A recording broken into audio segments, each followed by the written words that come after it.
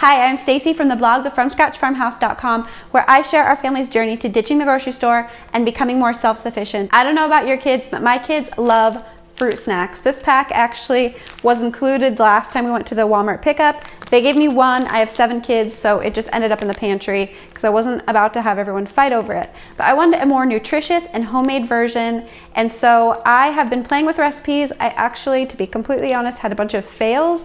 But now I feel like I have the perfect recipe. It is kid approved. They said, Mom, make these every day. So I'm going to share that recipe with you today. Welcome to the From Scratch Farmhouse. Come learn with us.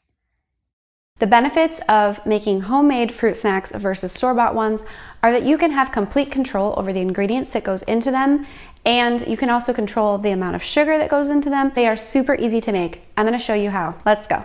The first step is going to be to gather your ingredients. You can use any type of fruit juice, beef gelatin powder, and honey or your sweetener of choice.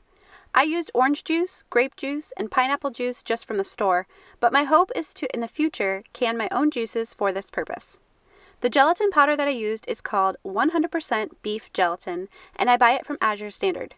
I also purchased my honey from Azure Standard, and I'll put the link to both of those things in the description. The supplies you will need includes a few pots, a whisk or two, and some molds. I bought these cute bear-shaped molds and dot molds and flower mold off of Amazon, but as I'll show you, I also experimented using just pans I'd lying around, and really those worked just as well, if not better. Step 1 is going to be to measure out your juice into your pots. I used 2 cups of juice of each flavor here, and that was a ridiculous amount of fruit snacks, so I'd recommend just sticking to a max of 3 cups of juice total with all of your flavors combined.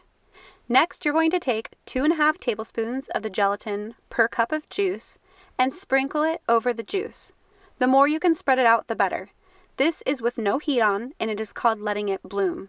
You will see the gelatin absorb the liquid and turn into this kind of funny brain-looking texture. Blooming the gelatin is important because when you go to heat the mixture, it will allow the gelatin to dissolve evenly. Let it sit for just a few moments and then go ahead and give it a stir. Now you can turn the heat onto medium-low and slowly heat up the mixture, making sure to stir every few minutes. You are going to let it come to just under a simmer, and as soon as you see that it wants to boil, go ahead and turn off the heat. Then you can add your preferred amount and type of sweetener. I used a 1/4 cup of honey for 2 cups of juice. You could certainly use regular sugar here too, or increase the amount of honey. Feel free to do a little taste test at this point and adjust the sweetness to your liking. As soon as the honey is completely dissolved, the juice should be completely clear. There should be no grittiness left. If you need to warm it up a bit more to dissolve the honey or sugar, do so until it looks clear. Once you get to this point, it's time to fill your molds. Keep in mind that as the juice cools, it will start to harden. For this reason, I removed a pot at a time from the stove, and I also recruited my daughter to help. The gummy bear molds have a bit of a learning curve. They come with droppers to make it easier, but it is a bit tedious. Some tips are to keep the dropper facing down at all times, because as soon as you tilt it, the pressure of the hot liquid will just spit it out everywhere, trust me. And then also, refill your dropper before it is completely empty. If you empty it completely into the mold, you will get air bubbles. I also poured some of the mixture into a non-stick bread pan and also some into a glass baking dish and some into a jelly roll pan. This was 100 times easier, but of course, not quite as cute. Also, the easiest way I found to pop any air bubbles is just by rubbing my finger gently along them.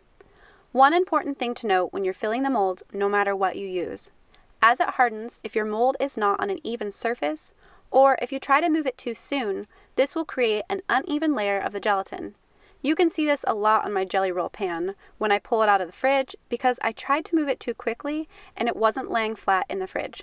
So my advice would be to just let it sit on the counter for a few minutes until it starts to harden before you move it.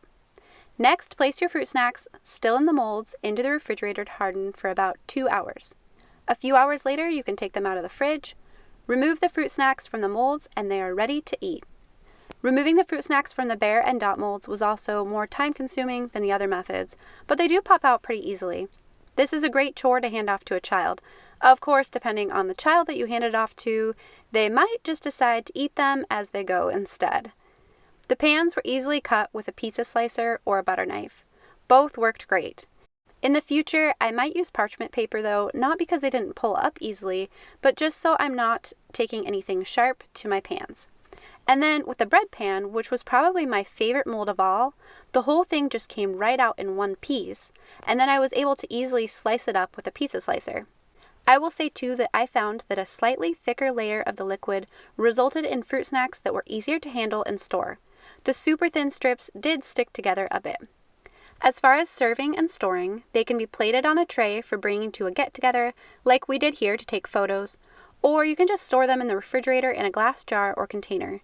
I used a 9x9 pan because I made so many, but with a smaller amount, a canning jar is perfect. I also experimented with freezing the fruit snacks, and they still tasted fine, but it did change the texture a bit, so I can't say I recommend it.